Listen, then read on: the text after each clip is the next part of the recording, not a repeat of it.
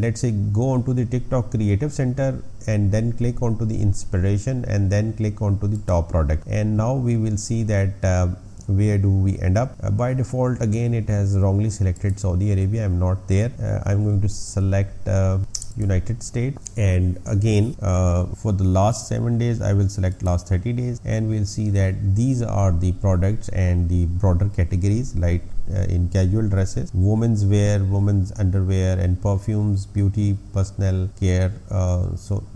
In each category it is showing us that what product is trending, its popularity change, CTR, CVR, CPA, and then you can further go onto the details. For example, if I click onto the details of perfume, it will open up a new page, and you can see that it is showing us the popularity, the CTR, CVR, CPA, cost, impressions, 6 seconds view, how for the videos on which the videos that have been made on the perfume, likes, and then shares and the comment. And you can see the graphs for the popularity and CTR in different colors here, and then you can see the related videos. At the bottom you will see the related hashtag, fragrance, perfumes, vlog, manga, and then I don't know, I think it is some brand or name of some individual. And you can click onto the audience insight also, and here you can see that it is showing you the demography that most of the people are between 18 to 24, that is 46%, and then rest you can